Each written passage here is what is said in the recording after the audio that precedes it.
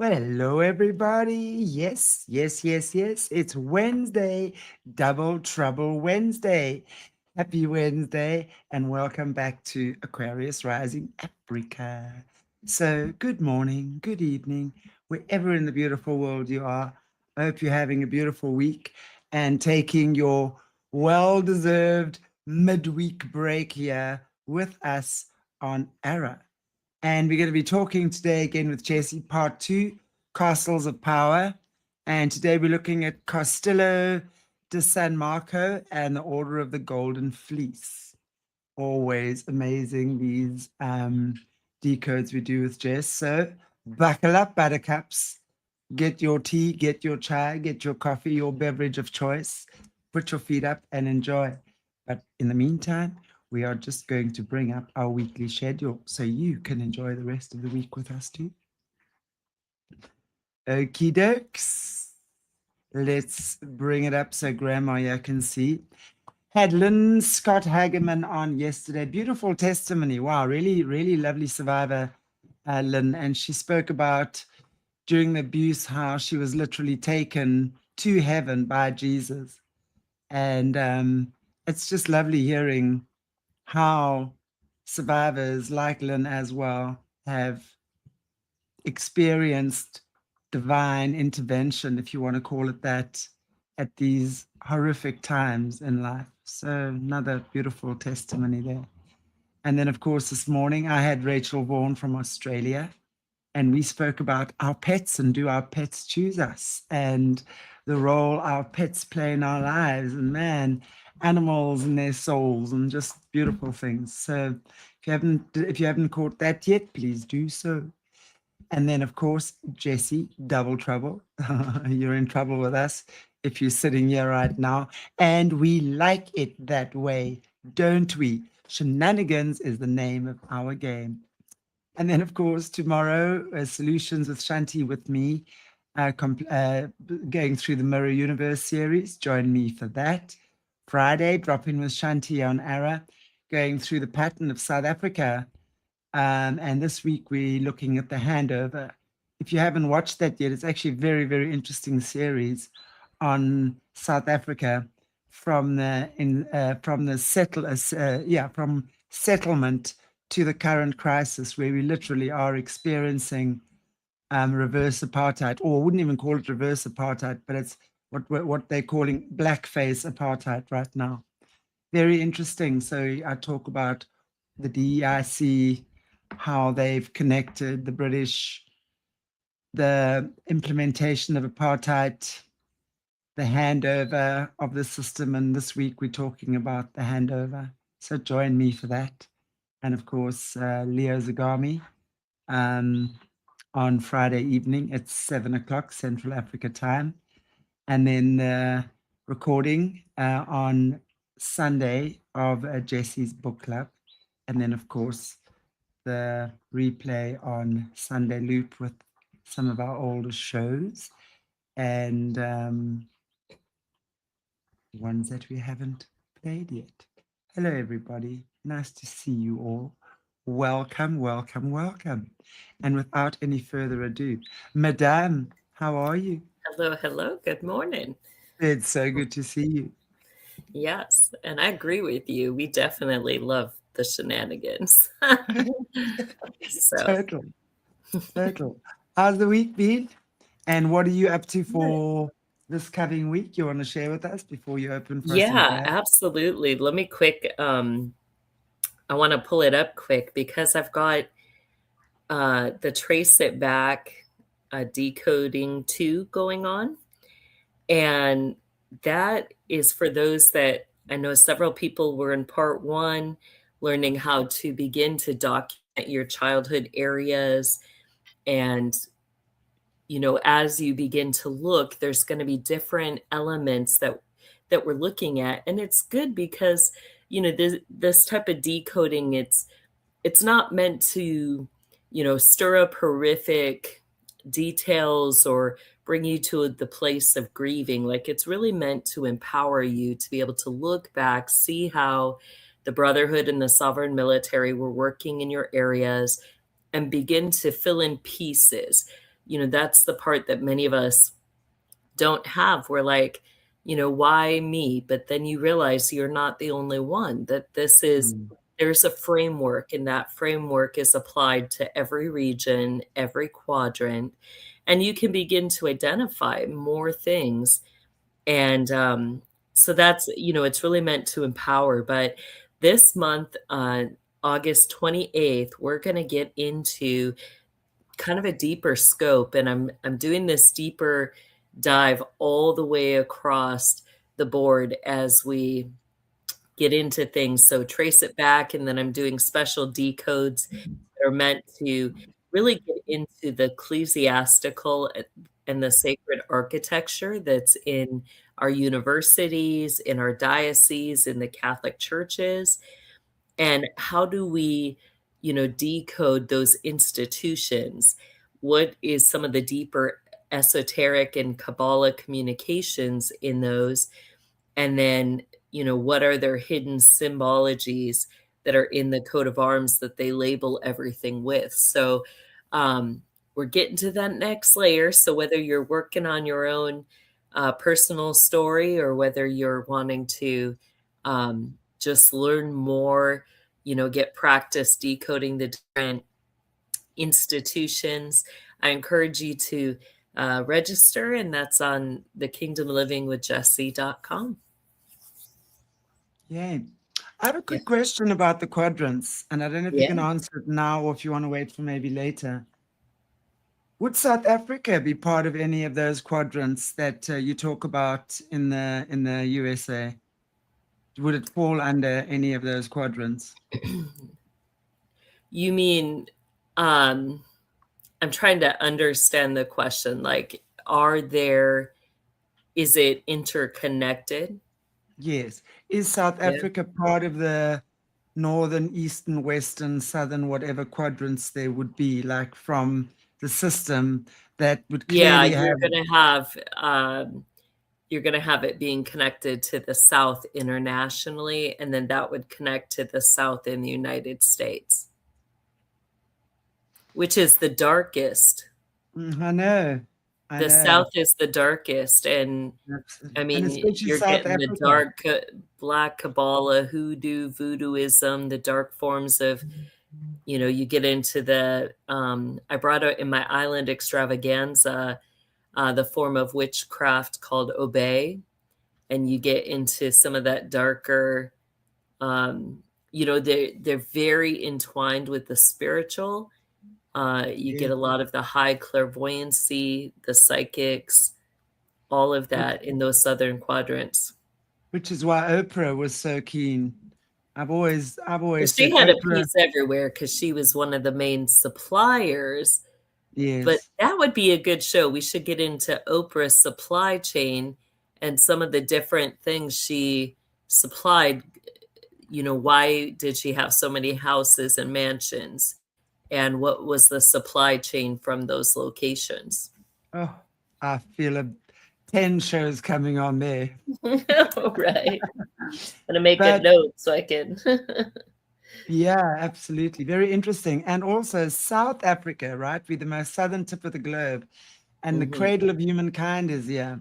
And isn't it interesting with all what's happening in South Africa right now, with the literally civil war on our streets? I mean, it's hectic what's happening. And remember, our media is also very censored. So the international world doesn't see the news of what's happening here.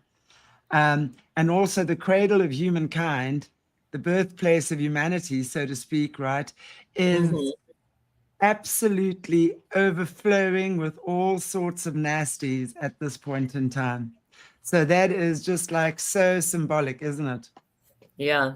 We should do a special on that. And, it's like there's so much to cover. We get it we're going through it piece by piece, but once you pick up the patterns, it's easy to apply across the board for the most part. You get some areas where things are special, a better way to put it is the layers. So there can always be more layers in certain areas, but, yeah. And absolutely, Africa, that is so, as you say, spiritually connected. And of course, it's going to be for good and bad, right? It's always going to be Yeah, the polarities. So when it's negative, oh boy, is it negative. yeah, And when it's good, absolutely. it's good. I mean, Africa sings a song that will never ever leave your soul. That's for sure. Yeah. Um, in its beauty and its essence of what it truly is, But it's very interesting. And I'm covering these things on that Africa channel. And also, I'm going to be talking about the Shatari, which is what Mm, Credo Mutwe, who spoke about, is the race of lizard beings that actually inhabit Africa. And they're the ones and they're known as the Shatari. And they obviously would come in the form again of like the politician type creatures of the night. yeah. And It's a yeah, specialty changeling spirits you get. yes, absolutely, Wow. absolutely. So That'd yeah, be and one too, because you have it beyond the Shatari, like that you also get in the southern quadrants, the cat people.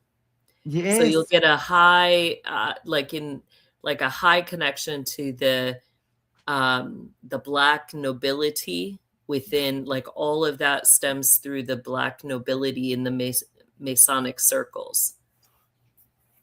that's amazing because yes, there's a lot of, and of course, the black cats here. I mean, cats are very much associated with witchcraft in Hmm. African um, tribes. And of course, a black cat does not stand a snowball's chance in hell of surviving. Because if it's a black cat, then you got to know, according to African superstition, it's a witch. But I've no Yeah, doubt the Black that Panthers. mm. Yeah. As Are the black cats the same as the panthers? Well, I would imagine, yeah. Well, the panther is Okay. not endemic to Africa. That's from South America, I do believe. But it's more we have Yeah. black leopard, yeah, Black and leopard. Okay. so lots of I don't think there's any black tiger, but that's not also from here. I've never seen a Mm, black lion. I've seen a white lion, but who knows? Anything is possible. right. Anyway, wonderful little Interesting. diversion to go down. And I think we've Yeah. already seen 27 shows right there. Right. I know. And I just thought like we could even do like a special workshop at Trace It Back South Africa. Like that would be good. That would be And do very more good. your Africa, Australia, New Zealand areas, and Yeah, we'll work connecting on all the dots globally. Wow, it. powerful, very powerful. Yeah, we'll do that. All right. Well, let's open up in prayer. And Heavenly Father, we thank you for this day. We thank you that now's the season of all things being brought to the surface, that all the darkness is being brought into the light. Lord, we thank you that we are those who are standing in your light. Here we are in the midst of you, and we ask today that you would bless our time together, bless our communications, bless our understanding and our knowledge and our wisdom as we learn this information. And we ask that you would bless this platform, bless our technology, our equipment, and our airwaves. We praise you and thank you that for no microphone issues today and for taking that echo away. We praise you and bless your name, Lord, and ask all these things in your name, Jesus. Amen to that. Right. It's like the first time in a while. Yeah, No that echo. is, yeah, exactly. So let it be. Wonderful. Well, I'm just gonna, as always, hand over to you, yeah, because we're doing part two of Castles of Power. Yeah. So So go ahead and put the first slide up. But did you think, does it surprise you that as we're getting into this series, are you kind of surprised by the castles of power that are being brought forth? not at all, Okay. actually. Not at all. I mean, I don't know all of them, but it's like when we see the images and, like, for example, this one, I don't even know which one this is, but you can definitely see that's built with such intention. Yeah. And every little angle, I have no doubt, is meticulously measured. Yeah, So, it is. uh, So this is within the, the castles of power are built directionally, yet they don't exactly align directionally. So you have, you know, in the United States as well as internationally, they'll have four main castles, one in the north, one in the south, one in the east, and one in the west. And this is considered the southernmost castle of power within the United States, and it's the Castillo de San Marcos, and it's in St. Augustine, Florida. And that area, you're going to get high occult, high Kabbalism. You're going to get a connection to secret underground water cities. This castle was built in 1972 to, or sorry, 1672 to 1695 by the Spanish Empire. As they were coming into our country, they're establishing things. And it's often seen as like a military fort or barracks. However, uh, this structure has so much more going for it. Like, it's not just built strategically military wise, it's actually built in Kabbalah formation. And when you get into the higher levels of Solomonic magic, these individuals who built these things, they understood how to incorporate magical symbols within the structure of the buildings. And this is going to align with one of the pentacles of the sun, where you've literally got between what we'll call the spades on the ends, you have, a Solomonic pentacle in form where, the energy streams are formed by the formation of this building. And, we see the spades on the end. Now, those later, interestingly enough, we see some of the concepts of the spade in Initiates of the Flame, which I encourage people, go back, watch our last two book clubs. We've started to really get deep into the symbology of the Order of Melchizedek, which we find in that book. And that's the top order, like all of your other orders, whether it's Order of the Golden Dawn, Order of the Phoenix, and then you get all your sovereign military groups, like the one we're going to talk about today, the Order of the Golden Fleece, the Knights of Malta, your Knights of Pythias, like all these groups are going to fall under that umbrella of your Order of Melchizedek. And so in that book, Manly P. Hall gets into the imagery of the spade, and they call it the gravedigger spade. So just, let this sit for a minute as you're looking at this building. So for them, at one layer, the spade shape represents the gravedigger spade. It also, within the body, represents the thorax, that place at the back of the neck where your shoulders and your neck come together. And it's in that place of the thorax that they take their vow and their oath to the angel of death, Azrael. So that should give you a clue if they're building a structure that has four thoraxes. What else has, four partitions? You've got the mind. And who is this altar to at one layer? It's literally, this castle is built to serve it can serve not only as a military stronghold, but it can serve as an altar itself. And who is the altar to? you have to Azrael, the angel of death. So the areas marked, and then notice around the edges how even out into the water you've got very strategic points. Those points go back to Kabbalah magic. And as you get into the Kabbalism, you're going to find that they make contracts with certain angels, that the direction of the point is going to connect to certain entities that they call on, that they use for protection, that they create alliances with. So, you get a lot of hidden things within this.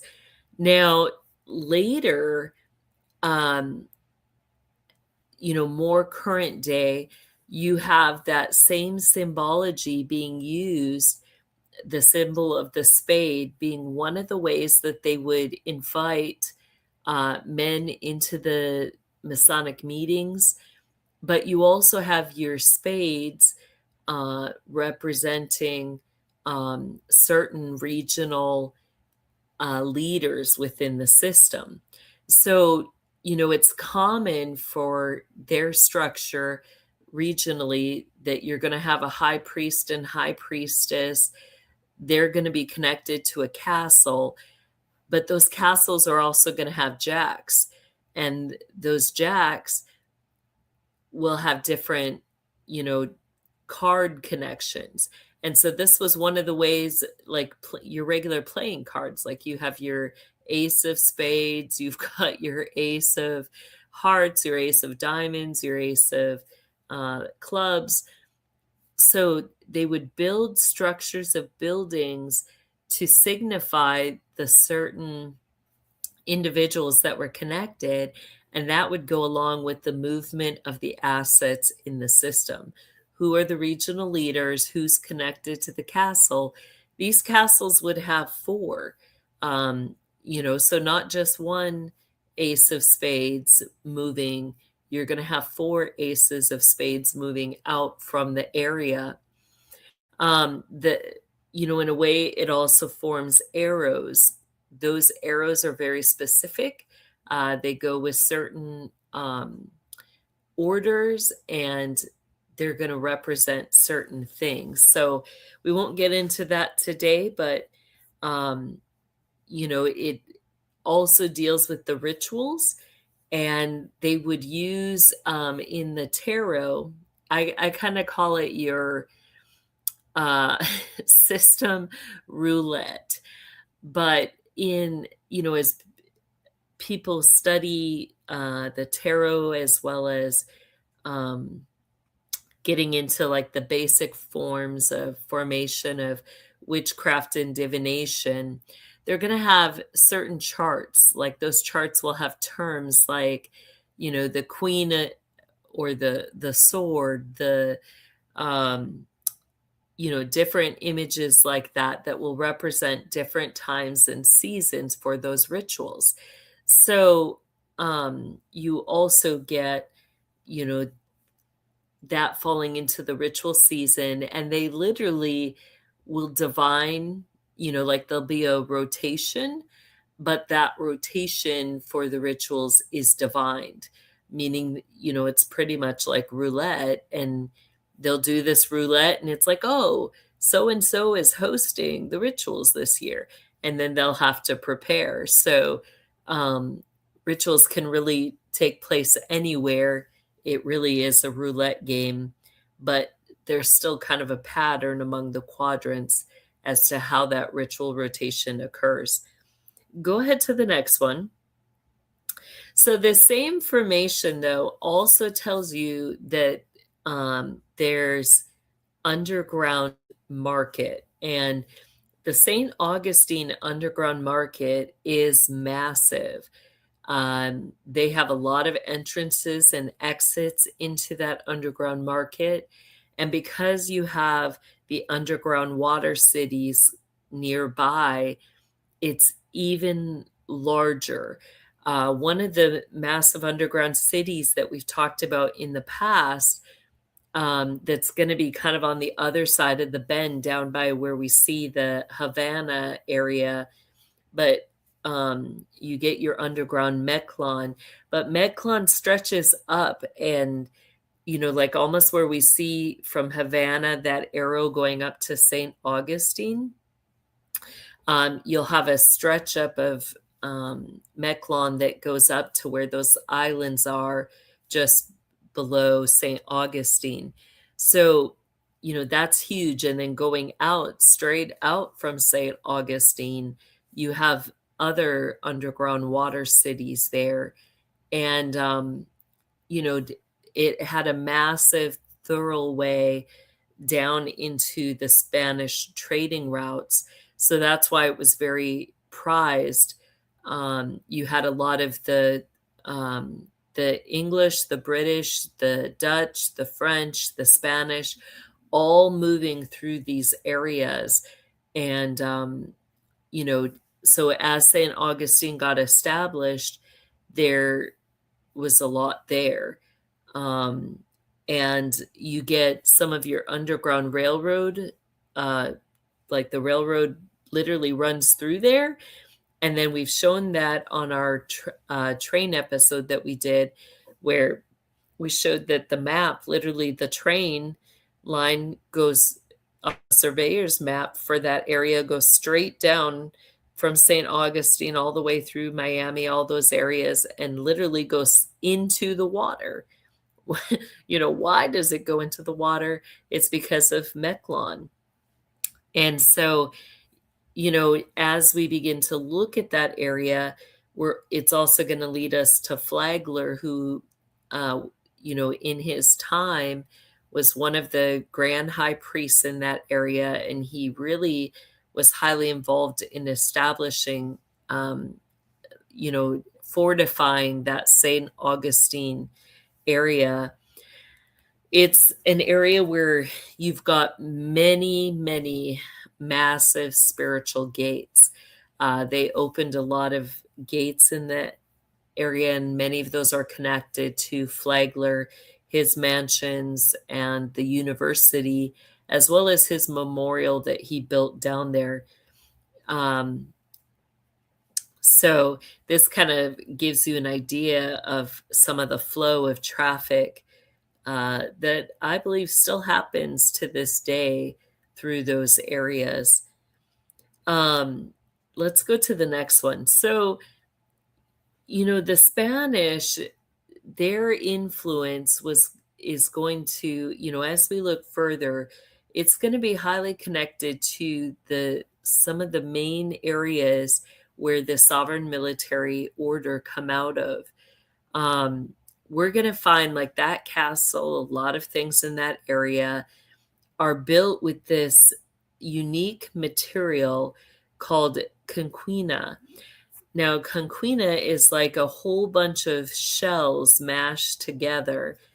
And ironically, why they used it is because they found when they built, put it in the stucco and built the buildings with it, that it was very conducive for repelling, what are they called? Like the cannonballs. And so, it could take the impact of the cannonball and not have it affect the structure of the building. So in that, though, is there a connection with the shells and with water magic? We know that shell symbology within Kabbalahism represents the evil shell. You're going to get where, that represents a certain spiral. That spiral, highly used in Kabbalism and Kabbalistic magic, connected to a lot of different water spirits that they're going to worship. The brotherhood itself, when they baptize their children into the brotherhood, they'll use either a silver or a gold shell. That shell, being connected to their connection to the different water spirits, the Leviathan spirit. The gold shell is going to represent your quadrant leaders or quadrant families. while the silver shell will represent the junior. And even in their initiation rituals in the Masonic lines, you'll have that connection where, like if you're seeing like a church building with a shell on it or shell in the imagery, if those shells are silver, it represents that area will have a junior warden that is kind of overseeing things. If those shells are gold, like we'll see in the St. Augustine area, it will represent that there's a senior warden overseeing the area. You'll see like that gold shell in the Winona area in Minnesota as well. So this also, what's curious about the Coquino is that one layer, it's meant to represent the underground catacombs. There would be, a collection of bones in those areas. So these buildings are also highly formed for forms of necromancy, connecting with the dead. And some of the more ancient traditions that you'll get off of these waterways that will connect to the Coquino, Coquino, is that you've got the chum, and the ancient cultures, how would they appease the water gods and keep covenant with the underground water cities, keep them in their territories? It would be by offering chum, which would, be blended up, human remains, mixed with, whatever. It could be fish remains, it could be anything in that chum. And so the image is meant to remind as well of that chum and the chum contracts. So that's partly, I think it's more than just the physical material itself that is made to take the blows of the cannonballs or other things. When you see the Coquino, it's very sharp, but you'll have even a lot of the mansions, a lot of the buildings. You'd get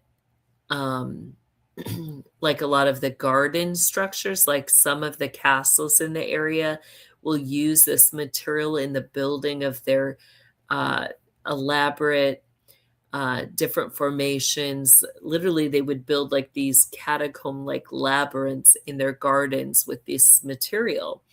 And if you have to be careful because it can cut you. So it was meant to get blood, and we've talked about how these buildings are altars, and they're meant to collect blood. So even if you're not careful, you can be giving blood upon these altars without even knowing that you're giving blood upon an altar. So a lot goes into this area in their ritualistic sacrificing. Go ahead to the next one. So in the building of this, the Castillo de San Marcos, again, we said it was built around 1672 to 1695. You had the governor, Don Manuel de Candoya, who was appointed as the governor of Florida. And as he began to build up the area, he hired an engineer by the name of Ignacio Daza, who designed this fort. And I think that there are specific ties between Ignacio and the the Brotherhood and the Sovereign Military. Some of those connections in the Spanish lines are going to go back to descendants of King Solomon. And you're going to get an influx or a connection between Solomon and the heirs of the Queen of Sheba. And they're going to be bringing in kind of what then forms into some of the Black nobility, select lines of Black nobility. And you also get some of that Spanish influence coming into more of the Gulf territories, and a formation in that, like they're bringing in the African slaves. There's that mix between the Spanish, the African, and then you're getting further mixed lines that then get into the Creole blends and all of that. But all of that being done with specific magical connections and abilities.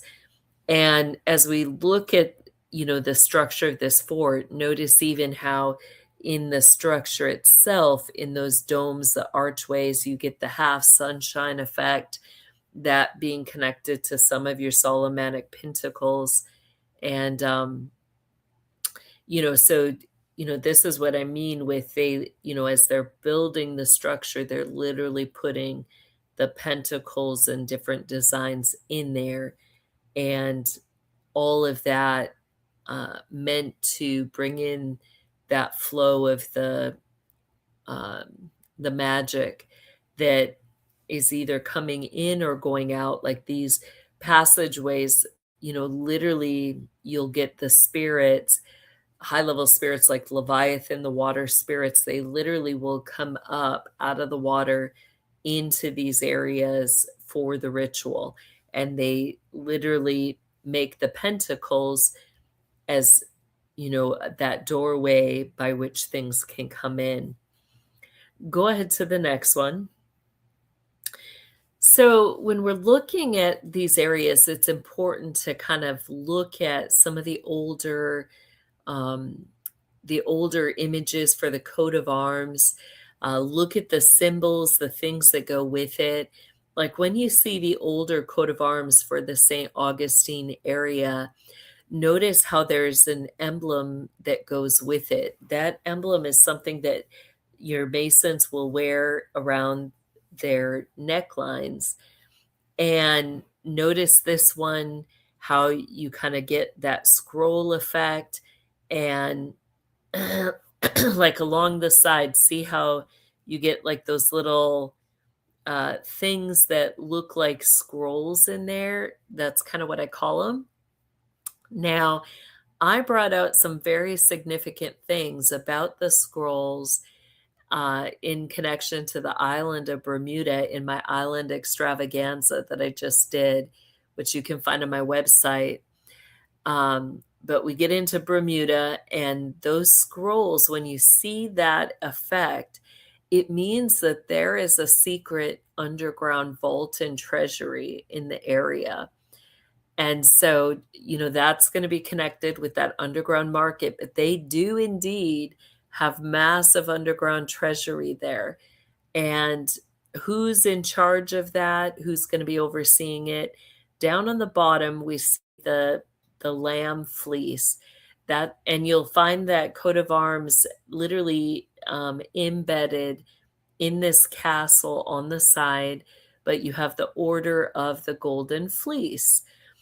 Now, the lambs, you'll see two ways in the system, in the coat of arms. Like, you might see it like this, like a fleece. That fleece can also be shown in the structure of the buildings, like some of your courthouses. You'll kind of see like the thresholds where it will look like this kind of bush or like, cloudy type material, like our White House, the Oval Office, the threshold doors were this, that type of material. And then you'd see an X in the middle. That's your Order of the Golden Fleece. You'll see it in the courthouses too. Or sometimes you'll see in the courthouse, like they'll show the torch, and then you'll see like this material kind of going up and around. That's your Order of the Golden Fleece. In the coat of arms, you can also see it as a lamb kind of sitting down on its knees.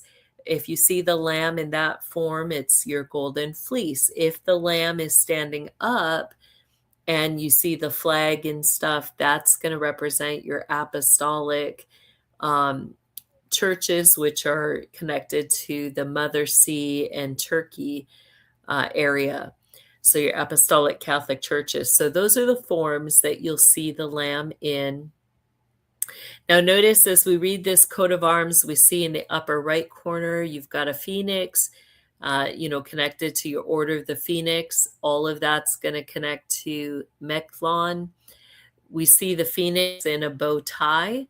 The curious thing about that is, that's going to connect to something further, meaning you're going to have councilmen in the area that are coming in, but a very particular form of councilmen.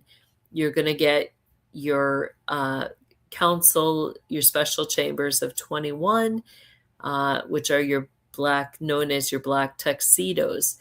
John Ramirez was one of those. So you'll get that area coming, or that council coming into that area and them operating out of that area.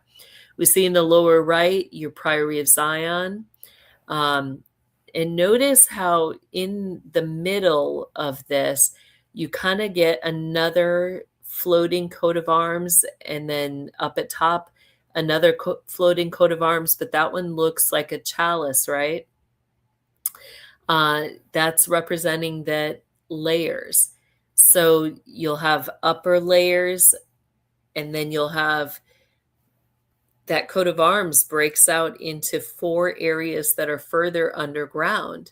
Those are going to be representing some of your special markets.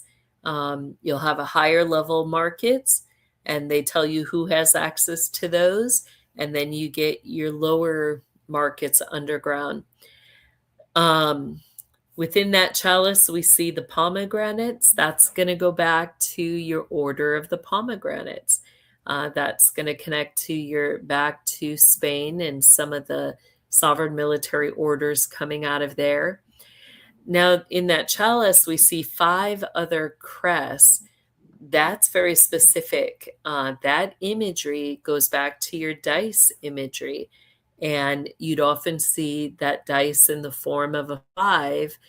That's going to go back to a very specific coat of arms, and that's going to connect back to your Spanish area known as Galicia. You have 2 Galicias, and Galicia goes back to a Hebrew word meaning people of Gul. Gul goes back to Galicia in Israel. Now, who would have thought that, your Galicia in Spain, your Galicia in Israel, and your Galicia near Ukraine were all interconnected. In that coat of arms for Galicia, you'll see the chalice, and you'll see crosses around it. There can be 5 or 7, and usually you'll see a pearl in the middle. And so at one layer, this represents your dice. On the next layer, those pearls represent something very significant. It's your white pearl, which is going to represent architects. And your white pearl, when there's a cross through it, it will represent, specifically male architects that they're training up in different forms of architecture. But when you see the pearl itself, usually it's going to connect to women that they're raising up. Those that are considered the holy seed, or to carry the lines of the holy seed in your orders of Mary Magdalene. And they'll be special breeding areas, special markets where, they're wanting to buy, sell, and trade and breed on what they're considering the women of the holy seed, those who carry the seed of Satan. So that area, you're going to have some of that going on there. Let's go ahead to another one. That coat of arms was from 1661. just so you guys have a reference there. So this up close is, your Order of the Golden Fleece emblem. Notice how right above the Golden Fleece, you have the phoenix wings. You've got a 6-pointed star there, which is going to go back in blue. That's going to go back to your Sanhedrin. So your Order of the Phoenix will be under the Sanhedrin. And then as you go up, notice how you've got the golden shell representing your wardens, your quadrant wardens in the area.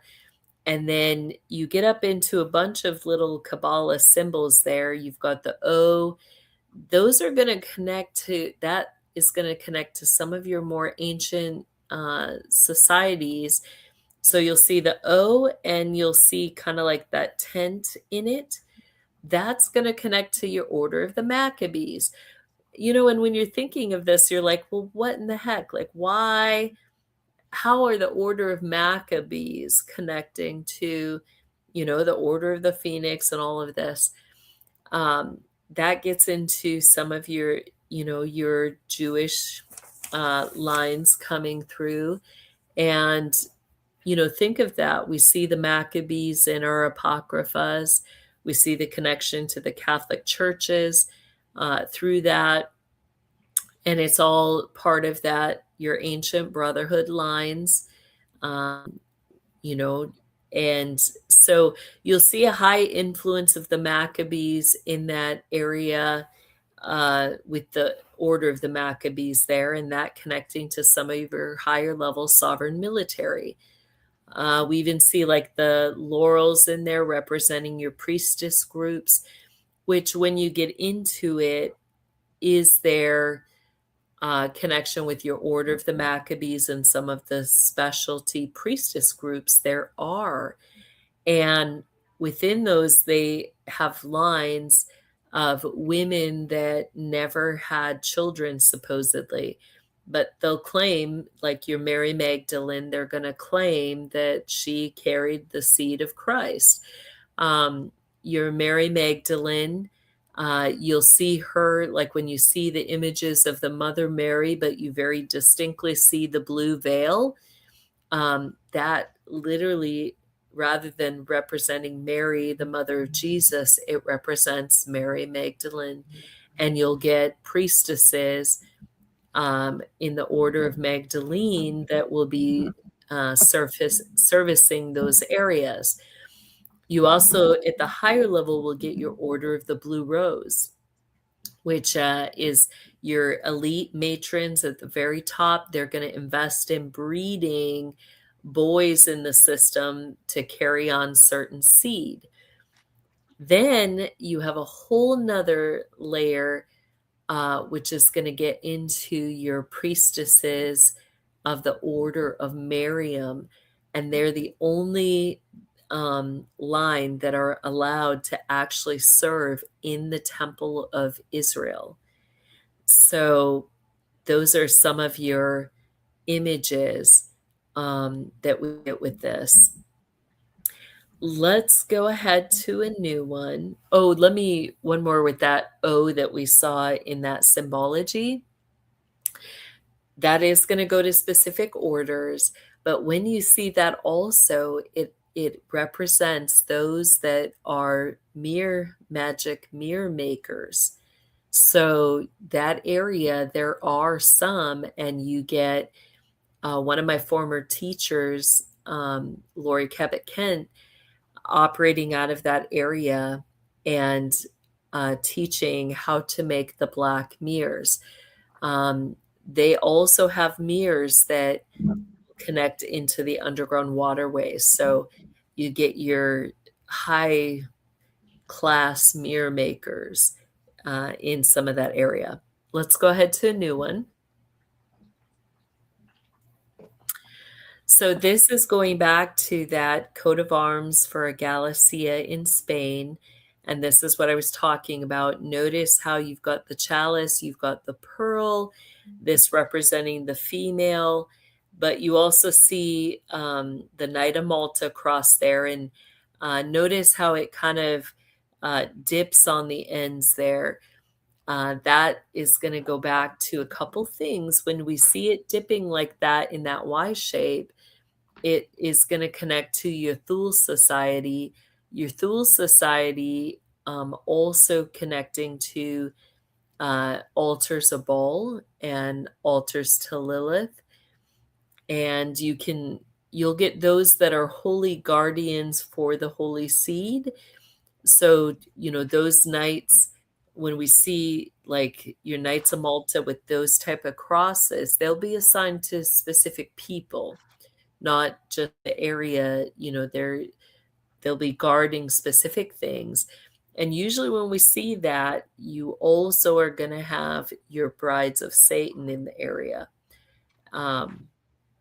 So that all that symbology is what that represents. So we notice all the crosses around, those represent specific knights assigned to the holy seed.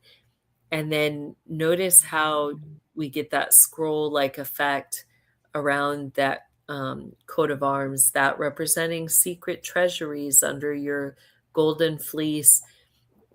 Also in this formation, notice that the scroll ends also look like specific horns. Those horns are going to go back to certain altars that are in that area and entities that they're worshiping on those altars, going back to the worship of Molech, Baal, and Lilith. All right, let's go to the next one. Go Jess, ahead. I just want to say, if you also look at exactly, you spoke about the horns, but if you look at those castle things, it looks like eyes and a mouth screaming. You look there, it's like two eyes, and the bottom is a mouth like open. So just kind of adds a little bit more to the horror. But also that formation, like we talk about the three archways and how the three archways can represent northern walls. So in that area, they do have the four northern, you'll get a lot of northern walls, and they have altars under those. And that used to be the old style of identifying, like you'd see, besides the three archways representing, like they'll call it the three crowns. So it could be the three archways side by side, but the older way is they literally would put together like three headstones, and they'd have them in that formation in a graveyard, and that's how they would mark in the graveyards the northern wall. You also could get three head busts. And so like sometimes in your parks even, or libraries or mansions, like you'd see like in the corner of one room a head bust, then along the other corner a head bust, and then across the way another head bust. That would be how they would mark there was a northern wall in off of that area. There's nothing sacred, is there, with these guys? No. Yeah, so go ahead to the next one. So who else is connected in all this? You're going to notice this is Mr. Habsburg's line, which is a French line. What in the world? Why do we have the French mixing, with the Spanish? But it's all intermixed because they're all brotherhood. And so you had a lot of the Moravian lines coming in. You had the head of the Moravian lines, Habsburg, being connected to your Order of the Golden Fleece. And what's deeper in this, what's darker in this is, you get your influx of vampirism. So this area is high in vampirism, as are many other areas. And you'll see things, whether it's your vampires. We've talked about how one of their ways they'd wear a red sash. You also could get the sash around the belt line, that all representing that connection to certain orders and the vampirism. Go ahead to the next one. So here's on the actual structure of the fort the castle that we saw at the beginning. This is the emblem that's literally embedded into it. It's a little more difficult to see, but at the very top, that's a shell. So you'll see the little shell at the very top there. Then, you have imagery kind of like your stag. We see the emblem around, and we see at the bottom there your lamb. So this same part is that middle part that was kind of off to the left-hand side in the older coat of arms, where you've got the two castles representing what's underground, and you get two lions, which go back to the red lions, which go back to those Habsburg lines. Let's go ahead to the next one. So this is one of the buildings as you get further inland that is going to have direct energy line and flow to that castle. This is the Henry Flagler Memorial, and it's said to be, literally it's a shrine. It's, it's where his wives and he is buried. When you go in there, that dome, it actually is a gate, and it has symbology on it that connects back to your upper orders of the system. It's written, the gate is sealed. It has the image of a crown of thorns around it. And then you'll see in there down, your triangle pointing down. And at the top of that triangle, you'll see the name of God, Yahweh. That's a specific seal. And so, it's got a spiritual gate there. We see that at the front of the face building, notice how it's got kind of like that weird kind of Hindi, Indian type look. That's specific, but it's marked as a 3 archway there. So you've got a northern wall there, which means there's altars underground under this memorial. So this is there in St. Augustine. And you're going to see a lot. It also, like if you go towards the back of that area, there's a bench with blue roses, and you get a wall. So there's connections to underground walls under this area, where we've talked about how, as children are born into the system, they'll put their handprints on the walls in a victim's blood and mark those walls as sacred ritual underground walls to Moloch and Baal. The quadrant leaders will pull off the currency off those handprints and have access to the works of the hands. Like when we think about that, what does scripture say? Like it says that God's prepared in advance works for us to do. And so why do they want that currency of the handprints? It's because it connects to the work of the hands. They want to defile the works of the hands of the children before they even are of an age to do the works God's prepared for them to do. And that's why they put the hierarchy children's handprints on the wall in a victim's blood. And then they can pull energy off of that, and they can play with your destiny.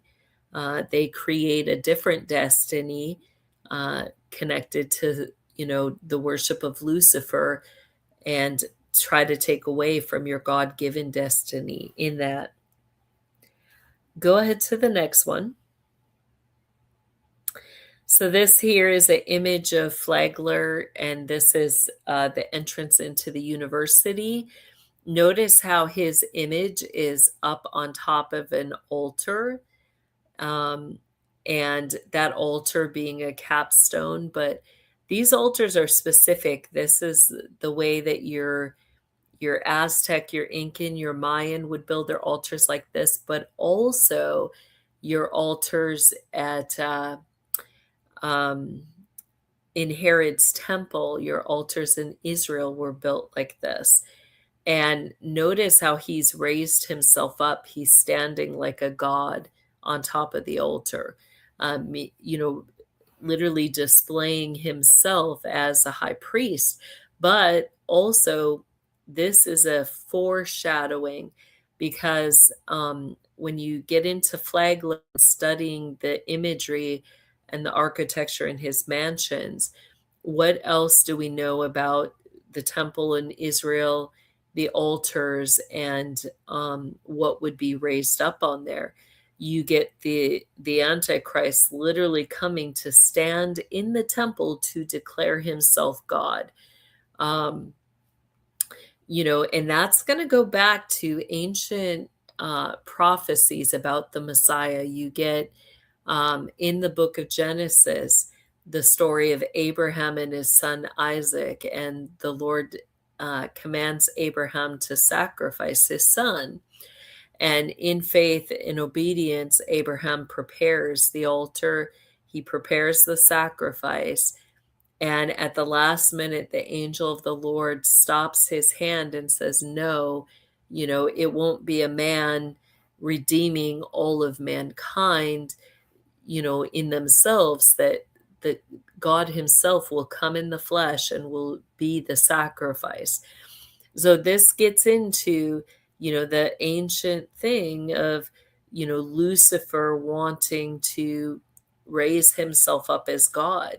In every way, how does he have to do it? He has to fulfill all the prophecies, raising up a man who fulfills all those prophecies, but rather than being filled with the Spirit of God, comes in, you know, when we think about that, Jesus was 100% man, but also 100% God. He came from the very essence of God. No other man could do that.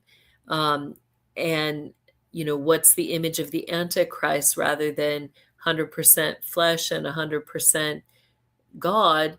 You get 100% flesh and 100% flesh. That flesh being from where? The seed of Satan. So that's the form the Antichrist will come in. And so you get a lot of imagery.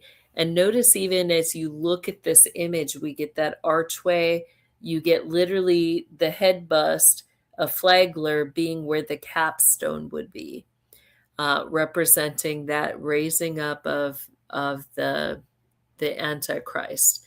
And you know, that goes back even, you know, notice how that capstone looks like some of your ancient Egyptian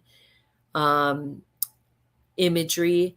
And, you know, that's going to go back to the Pharaoh lines, the lines of Pharaoh, and them believing that they've got the genetic makeup to, you know, raise themselves up as divine beings and as gods. So there's a lot, and you see the supports on the side, the ball, the Ashtaroth poles. But notice how they've got a cherubic sign on both of those, being that sign of the lion, the sign of the east. Flagler, you know, was both a grand high priest of the east and the south, which was very specific to him. And you know, he did a lot in that St. Augustine area as well as other areas. Let's go to the next one.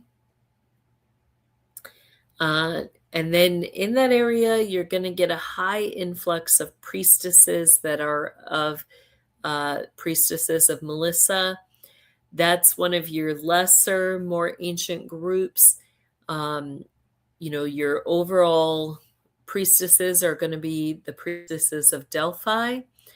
All of them are under, still to this day, Laurie Cabot Kent, along with Maxine Sanders, whose husband, Carl Sanders, was considered the founder of Kabbalism, here in the United States, basically.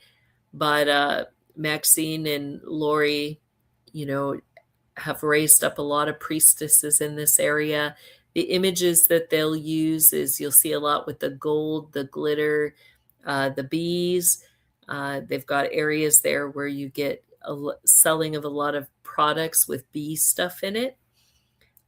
So they're going to be more filed under Greek and Rome, and they'll be assigned specifically to help service the temples of your grand high priest, which in that area, it's going to be the things connected with Flagler.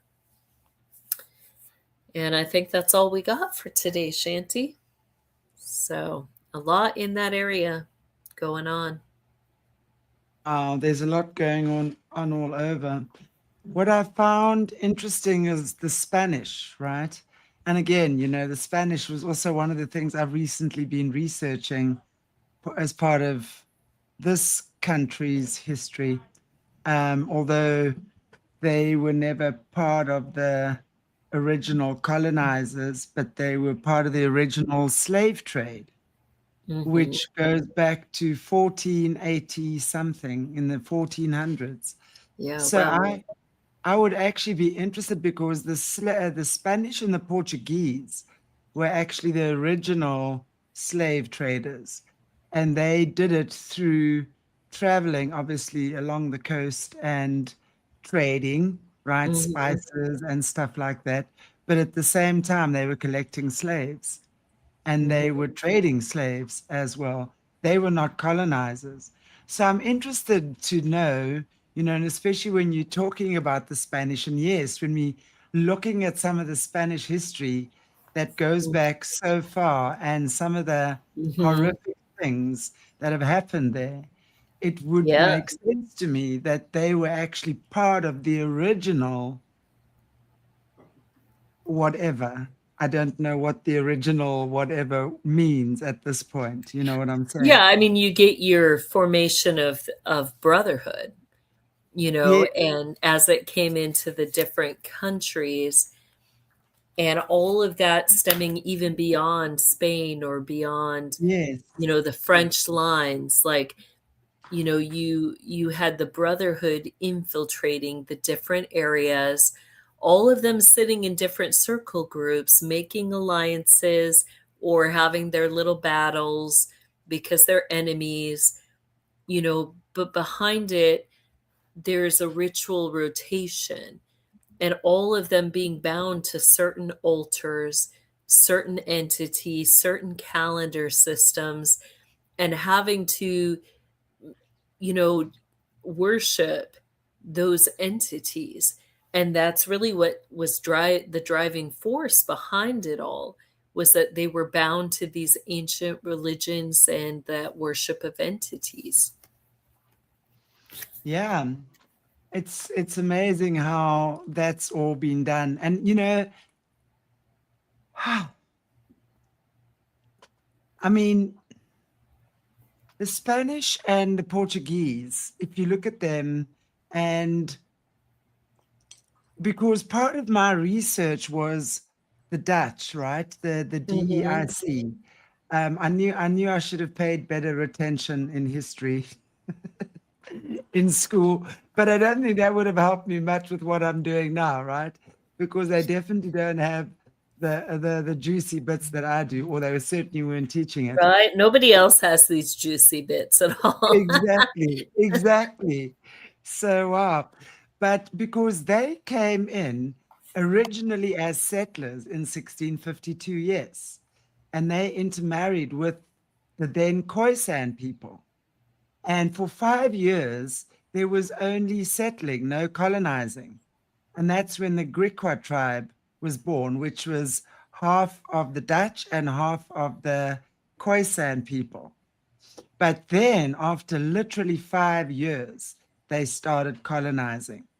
And that's when and literally 6 years later, they were then buying slaves from the Portuguese and what have you. And then, but I think the DEIC was, from what my research says, I said like connection there, but it was about seven big organizations that had their own ships and whatever it was. And they saw how the Portuguese and the Spanish were profiting. So they wanted in on the action. But then they formed together, they then formed the VOC, or I know it as the DEIC, Dutch East India Company. And they were super powerful. But it's interesting because, of course, they would have been part of the original brotherhood too. But I'd love to see the connection between them, if at all in the beginning, and the Spanish and the Portuguese and what they were doing. Yeah, that sounds like a great show. We'll put that together. Yeah. You get too in that trade, that they're supplying for altars, but also, beyond the slave, we tend to just focus on the slave trading, but at a deeper layer, you had the underground meat markets. In the 14th through 16th centuries, you had, the Knights Templars being sent out where they're doing that building of the underground. And along with that, you're also getting the above ground being built as that map of the underground. Ping, ping, ping. It was, as you were saying that, now all the lights were just coming on. That's what they were doing. Yeah. And as you're saying, it's one thing them being sea pirates and creating havoc on sea, because then you also look, when you go further North Africa, the Somalis were also now the sea pirates. But I wonder if that was just not a diversion. And of course, then you had the West African slave trade as well, because when the West Africans were then warring with neighboring tribes, capturing their people and trading them. So it wasn't their own tribes they were trading. It was others, like they're coming in, conquering areas. And, they did that, like your early pirate symbols were the octopus. That symbol later they formed, the octopus became the fleur de lis, but you always had the 8 points, 7 or 8 points on the octopus or the fleur de lis. And then that became the formation of the flowers. They began to use different symbols to represent. So think even like some of your Dutch, like what were the symbols they used on the boats? And that was connected because, they would use those symbols with your Priory of Zion because they were the ones who had control of the ports. But how did they have control in those ancient days? Those symbols go back to certain creatures. These were magicians, right? They had control, connection to water witches, connected to water priestesses, right? They even to this day on their coat of arms display the magical creatures and familiar spirits that they have connections to. And so why were they feared? How did they enforce things? It was through their connection with familiars. And so they would identify, they would mark certain things showing what sign they were coming in and who their gods were and what familiar spirits they worked with. Fascinating. Yeah. Absolutely fascinating. Wow. And think one more deeper thing, where did those 7 or 8 points go back to? In their magic, you get the 7 seas, which represent, the 7 sun rays that we'll see in imagery as well. And that all connecting to their entities. The 7 seas, being the 7 main demonic generals that have a piece of pie pretty much to everything. The 8th being Leviathan. So interesting. And then I would think about, obviously, Italy, where Italy comes into this because of the Vatican, right? I mean, listen, we've got 279 shows planned now. Well, then we'll get into Pope Leo, and his little putt, putt, putt, putt, putt, putt, driving his little musky submarine out of Madison, Wisconsin. There's more. He's got other ones, but hey, he knows we got a thing going on. He knows. Not a good thing. I mean, that must be so Got my hilarious eye for on you. him. Yeah. I mean, that must be so hilarious for you. I mean, I don't know, not even hilarious. I would say frustrating to see the way he tried, or they, not only him, have tried to, and have succeeded for the longest time in duping people, right? Yeah, I mean, And they duping sit people. there and make it look like he doesn't know how to fly a plane or a helicopter. Meanwhile, It's back at the ranch. like you got to be kidding me. This guy has these submarines are nuclear powered submarines. Like that should give you a clue as to how advanced this guy is. Exactly. He can Sitting there feign stupidity, but we all know he's not there like, for no reason. They thought they could protect all their nuclear subs in Iran, but notice how he pitches his fit about Iran. Why is he pitching a fit? Because what are they making over there? Those nuclear diamond powder, battery powered submarines. That's what they're doing over there. wow. That's why he's Wow. pitching a fit. But anyway. Wow. Goodness me. Okay. Well, do you want to maybe end off for us? And then we'll see you guys Yeah, back in let's do about it. 40 minutes. All right. Heavenly Father, we thank you for this day, Lord, and we thank you that you have made a promise and you are faithful. Every word that you speak will come to pass, and you will be faithful to perform it. We thank you that you have said there will be a day when all things will be laid naked and bare before the eyes of the world, that the earth will vomit out the wickedness within it. Lord, we ask now that the earth's mouth would be opened and that all the things that have been hidden in the deep would be brought to light, Lord. We call it to come forth now, and we thank you that you shall lay all things naked and bare before the eyes of the world. We pray all of this in your powerful name, Jesus. Amen. Thank you, Jessie. Look forward to seeing you in 40 minutes. All right. See you then. Okay, guys. Yeah. Okay, guys and girls, thank you so much for joining us for another amazing, amazing, amazing show. Seriously, I was actually saying to Mornay the other day, the quality of information that we actually put out on this channel, and especially with these decodes, I hope you guys appreciate this.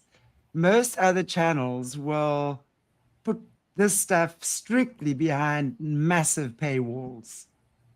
So, we give this information because we choose to educate people. And I know I say this again because I, every now and again, come under someone's wannabe whip for doing things, this devil's work. I don't even know. I mean, God, I don't care. I don't even read half that stuff. No, and you said it in the very beginning, the Lord called you to do this channel. Yeah. He's given you the authority Absolutely. to do it. Absolutely. And boy, the information here is phenomenal. So, and when I say, I hope you guys appreciate, I know you do. I think it's not really the word I'm looking for. And I don't know what the word is, but it's what we have here truly is gold. And I'm not surprised by the amount of trolls we have and that kind of nonsense. But as long as we understand what we're getting here and we can appreciate that and see it and use it in the way that Jessie, I know you intend for us to receive it. So thank you so much. And thank you, everybody, for joining us on this journey. It's bouncy. Sometimes we bounce around on those tidal waves, but hey, we got them. Okay. Take care, everybody. God bless you all. We'll see you back in about 30 minutes. Until then, be Yep. cool. If this broke something open, if you recognized yourself in the testimony, if your body responded before your mind understood, the next step isn't more information. It's pattern work. Decode what your nervous system built to survive. Dismantle the story that keeps it running. Reorganize through the body and choose, actually choose, from the person you're becoming, not from the pattern that formed when you were too small to choose. That's Solutions. Link below. The body is the record. Let's listen.